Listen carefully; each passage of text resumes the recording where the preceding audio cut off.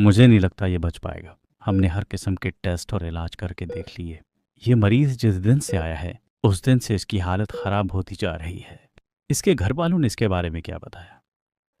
कह रहे थे कि कुछ दिन पहले रात को इसने अपने कमरे की दीवार पर एक बहुत बड़ी छिपकली देखी। उसके बाद इसकी हालत खराब हो गई थी। मुझे नहीं लगता कि ये मेडिकल का मसला है। मैं इसके भाई से इस हवाले से बात करता हूँ। भाई, मुझे नहीं लगता कि आपके भाई के साथ कोई मेडिकल का मसला है। मेरा मशवरा है कि आप किसी रूहानी आमिल से इनका मुआयना करवाएं। बेटा अमजद, तुम आज काम पर नहीं गए? नहीं अब्बू, मुझे कंपनी ने कल काम से निकाल दिया है। समझ नहीं आती, कोई खास वजह भी नहीं। काम में भी माहिर हूँ। हर कंपनी कुछ दिनों में ही निकाल देती है। समझ नहीं आती। हमारे साथ क्या मसाइल हैं? चचा जान की तबीयत अब कैसी है? डॉक्टरों ने जवाब दे दिया है। वो कह रहे हैं कि किसी रूहानी मुआलिज से इनका इलाज करवाएं। कल मैं एक आमिल के पास जाऊंगा, देखो क्या बनता है।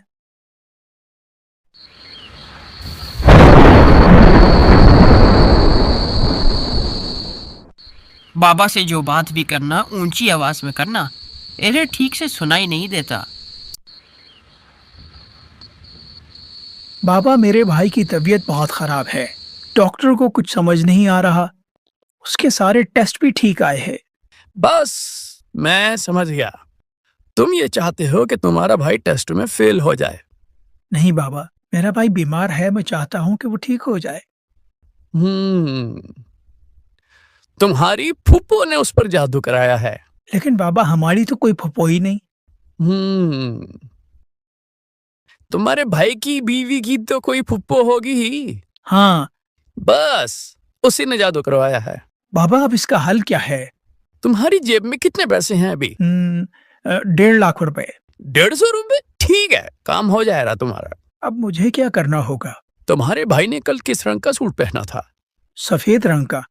बस तुम कल सफेद रंग का बकरा लेते आना। शुक्र है उन्होंने नीले रंग का सूट नहीं पहना। बाबा, जादू का तोड़ आप करेंगे या बकरा करेगा? मैं बकरे के जरिए जादू का इलाज करूंगा।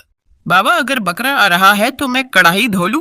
तुम्हें कितनी बार कहा है गाकों के सामने ऐसी बातें न किया करो। ठीक है बाबा, मैं दाल गरम करता हूँ। ये पागल खाने का भागा हुआ मरीज यहाँ कैसे आ गया? अरे बाबा, आपसे तावीज लेने आया था पिछले हफ्ते। आपने कहा था महबूब तुम्हारे कदमों में आ जाएगा। तुम्हारी फैमिली में दूल्हे को ऐसे तैयार करते हैं? अरे बाबा, मेरी शादी नहीं हो रही। कल इस लड़की के भाई आए और उन्होंने मार मार कर मेरी टांगे तोड़ दी। देखो, कुछ तो आया ही है ना तुम्हारे कदमों में। लेकिन अब तो मेरे कदम ही नहीं रहे। अब तुम क्या चाहते हो? मैं उसके भाइयों से बदला लेना चाहता हूँ। उन्होंने कल कौन से रंग का सूट पहना था? काले रंग का। तुम कल 3 काले बकरे ले आना, तुम्हारा काम हो जाएगा। ठीक है बाबा। यस बाबा, अब मुझे लगने लगा है कि आप चोर है। तुम्हारी हिम्मत कैसे हुई मुझे चोर कहने की? वो काम मैं कब का छोड़ चुका हूँ। बस बाबा, अब मैं जाना चाहता हूँ। क्या खाना चाहते हो? आलू, मटर, गोभी, दाल चना, दाल माश, हर चीज दस्तयाब है यहाँ। अल्लाह हाफिज बाबा।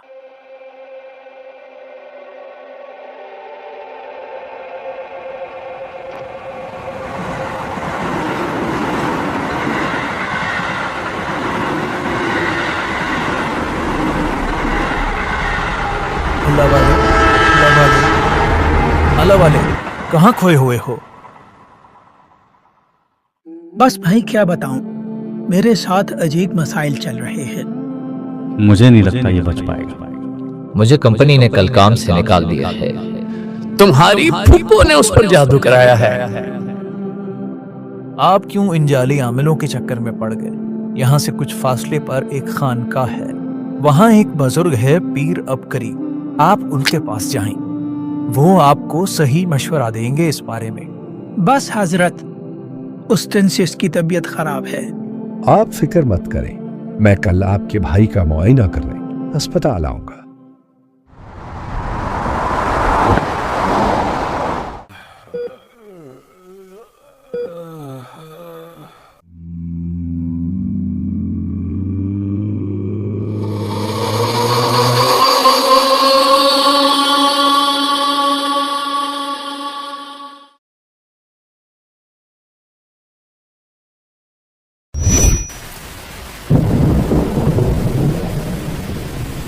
लगता है मेरा सरफिरा भाई फिर से कोई शैतानी अमल कर रहा है।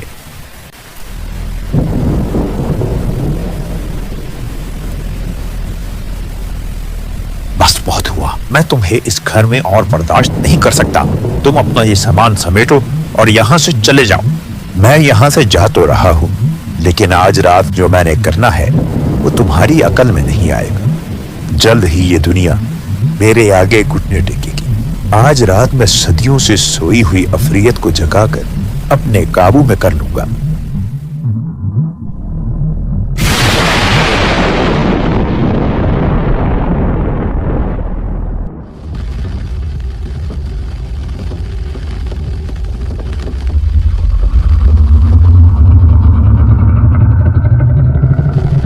तुम्हारी हिम्मत कैसे हुई मुझे यहाँ बुलाने की?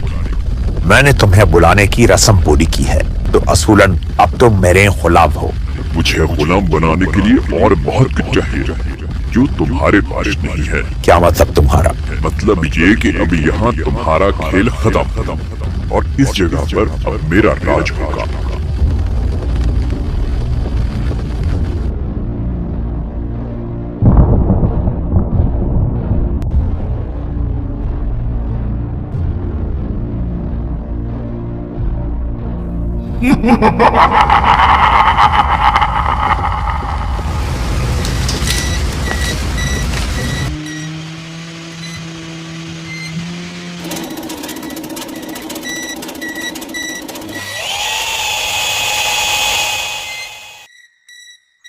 भाई ये घर हमें बहुत सस्ते में मिल गया। लगता है ये कई सालों से बंद पड़ा है। मालिक मकान ने बताया था इस घर पर अजीब असरात है। मैं जिन्नात और असरात पर यकीन नहीं रखता। तुम लोगों ने इस घर में आकर बहुत बड़ी गलती कर दी। तुम और तुम्हारी नस्लें अब कभी इस नहुसत से नहीं निकल पाएंगी। कल शाम मुझे काम से आते हुए ऐसा महसूस हो रहा था कि मेरे साथ कोई चल रहा है। मैं कल सारी रात नहीं सो सका। मैं कल राशन लेकर आ रहा था तो मेरे सर पर कोई चीज गिरी। उस वक्त से सर में बहुत दर्द है। भाई इस घर में अजीब सी चीजें महसूस होती हैं। किस तरह से भाई? मैं समझा नहीं। मेरे कमरे में एक अजीब मामला हुआ।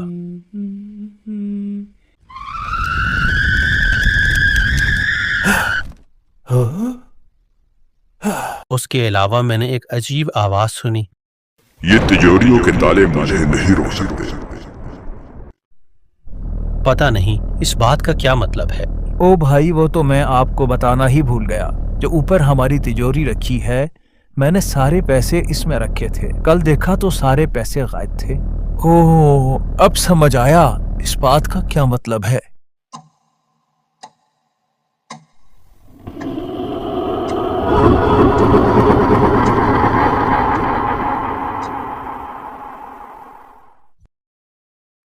न जाने जिंदगी को क्या हुआ। अच्छी खासी जिंदगी अजीरन बन गई। हमने तो जैसी तैसे गुजार ली। बस दुआ है हमारे बच्चे ऐसी जिंदगी ना गुजारें। उस घर को छोड़े कई साल हो गए, लेकिन वो चीजें पीछा नहीं छोड़ती।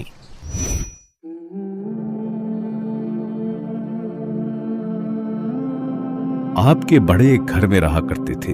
वो घर जिस जगह बनाया गया था वहां काली ताकतों का बसेरा था।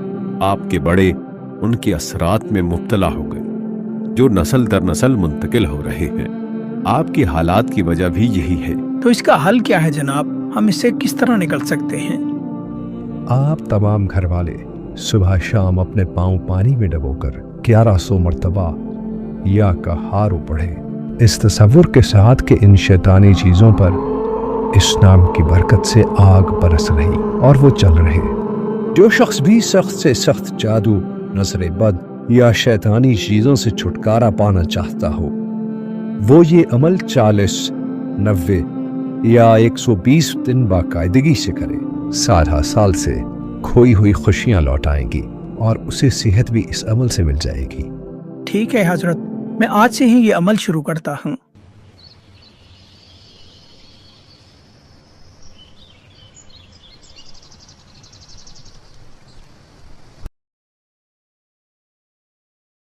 तुम ये अमल करना छोड़ दो, वरना तुम्हारा वो हाल होगा कि तुम्हारी नस्लें याद रखेंगी। जब से ये अमल शुरू किया है मुझे अजीब ख्वाब आ रहे हैं।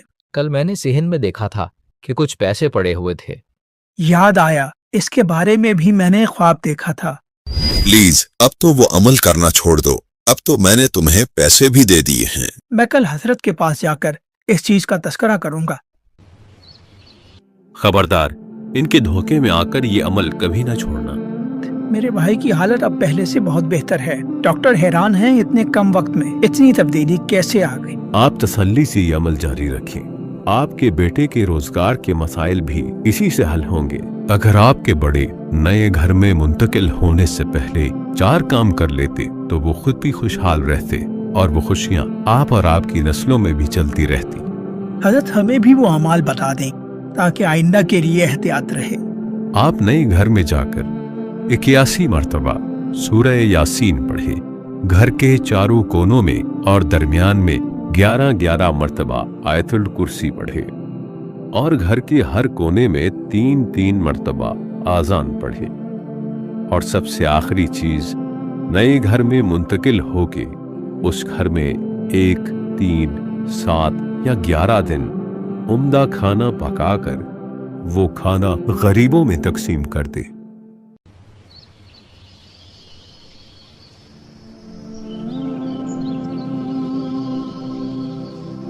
भाई आज आपको यह सेहतमंद और खुशहाल देखकर जिंदगी का मजा दुबाला हो गया। अल्लाह भला करे पीर अबकरी साहब का। उन्होंने जो अमल हमें बताया उस अमल की बरकत से सालों बाद जिंदगी में खुशियां लौट आई। अल्हम्दुलिल्लाह। अमजद का भी अब अपना कारोबार है। शायद वो कभी जॉब में इतनी तरक्की ना करता जितनी उसे अब मिल गई।